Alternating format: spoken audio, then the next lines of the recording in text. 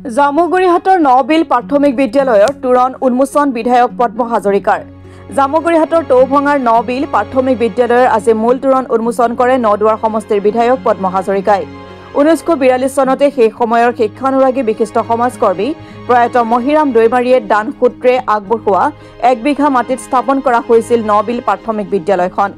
বৰ্তমান সেইগৰাকী মহান ব্যক্তিৰ স্মৃতি যুগমীয়া কৰাৰ লক্ষ্যৰে তেখেতৰ 3 গৰাকী সুযোগ্য সন্তান ক্ৰমে ভৱানন্দ দৈমাৰী, মীনাৰাম দৈমাৰী আৰু হৰকান্ত দৈমাৰীয়ে একান্ত ব্যক্তিগত পুঁজিৰে নিৰ্মাণ কৰি দিয়ে বিদ্যালয়ৰ মূল তোৰণখন।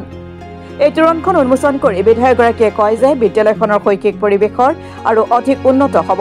কণ কণ ছাত্ৰ-ছাত্ৰীসকলেও সুন্দৰ পৰিৱেশত শিক্ষা গ্ৰহণ কৰিব পাৰিব। বিধায়কগৰাকীয়ে বিদ্যালয়খনৰ চাৰিসীমাৰ পকীৰ বেৰা নিৰ্মাণৰ বাবে 50,000 টকা আৰ্থিক অনুদান ঘোষণা কৰে। নবিল প্ৰাথমিক বিদ্যালয়ৰ প্ৰধান শিক্ষক শান্তনু গৌতমে আধৰা তোৰণ উন্মোচনী অনুষ্ঠানটিত বিদ্যালয়খনৰ শিক্ষক কৰ্মচাৰীসকলৰ লগতে অংশগ্ৰহণ কৰে আঞ্চলিক পঞ্চায়তৰ প্ৰাক্তন সভাপতি অজিত পায়েং আৰু ৰূপালী বৰুৱা, মিচিং অটোনমাছ কাউন্সিলৰ সদস্য ৰাজু চিন্তে, গাঁওৰক্ষী বাহিনীৰ সম্পাদক শংকৰ দাস, বিশিষ্ট সমাজকৰ্মী শ্যামন্ত মেছৰ উপৰিও বহু কেইগৰাকী গণ্যমান্য ব্যক্তিয়ে 1942 চনতে আমাৰ দেউতা স্বনামধন্য পিতৃ দেৱতা স্বৰ্গীয় মহিৰাম দৈমাৰী দেৱে এই মাটিটো 1 বিঘা মাটি দান কৰিছিল আৰু এই স্কুলতে আমি পঢ়ি ইয়াতে ডাঙৰ হৈছিলোঁ, আমি মানে উচ্চ শিক্ষা লৈছিলোঁ। গতিকে যিটো সময়ত 1942 চনত ভাৰতীয় আন্দোলন হৈ আছিল, ভাৰতবৰ্ষ ব্ৰিটিছৰ অধীনত আছিল, সেই সময়ত আমাৰ পিতৃ দেৱতা দেৱে এনে 1 বিঘা মাটি স্কুলৰ কাৰণে দান দি যি মহানগৰতাৰ পৰিচয় দিছিল, সেইটো সঁচাকৈ আমি মানে আমাৰ বাবে এটা গৌৰৱৰ কথা।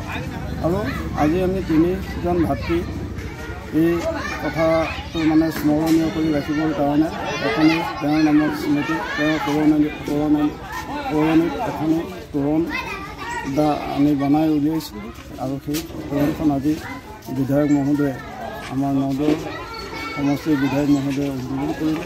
গতিকে আমি ভাবিছোঁ যে ইয়াত যিধৰণে আমাৰ পিতৃ দেৱতাদেৱে এই মাটি দান কৰি এটা গোটেই অঞ্চলটোৰ কাৰণে এটা কাম মানে মহান কাম কৰি গৈছিল, তাৰ লগতে যাতে অনুপ্ৰাণিত হৈ এই শিক্ষা অনুষ্ঠানটো আগলৈ ভাল হৈ থাকক, ইয়াকে কামনা কৰি আমি এই তোৰণখন আগবঢ়াইছোঁ।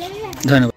নবিল প্ৰাথমিক বিদ্যালয় আমাৰ মহিৰাম দৈমাৰী সোঁৱৰণী ভূমিদাতা মহিৰাম দৈমাৰী সোঁৱৰণী তোৰণখন তেখেতসকলৰ পৰিয়ালে নিৰ্মাণ কৰি উলিয়াইছে। তেখেতৰ সুযোগ্য সন্তান ভৱকান্ত দৈমাৰী, মীনাৰাম দৈমাৰী আৰু হৰকান্ত দৈমাৰী তিনিওজনে মিলি বনোৱাটো সঁচাকৈ শলাগ ল'বলগীয়া।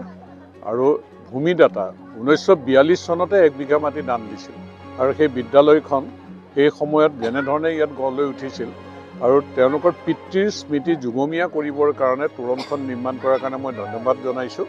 আৰু এনে এক মহান কামৰ মই উন্মোচন কৰিবলৈ পাই আনন্দিত। আৰু এই বিদ্যালয়খনৰ শৈক্ষিক পৰিৱেশ ভাল হ'ব, ৰাইজৰ সহযোগত সুন্দৰকৈ বিদ্যালয়খন চলিব। আৰু মই বিদ্যালয়ৰ প্ৰধান শিক্ষককে ধৰি শিক্ষক শিক্ষয়িত্ৰী ছাত্ৰ ছাত্ৰীলৈ শুভেচ্ছা জনাইছোঁ, তেওঁলোকে যাতে ভাল ৰিজাল্ট কৰিব পাৰে।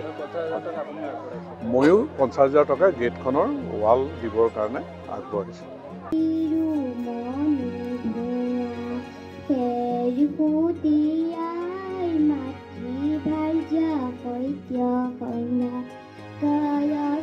Bureau' report Assam today.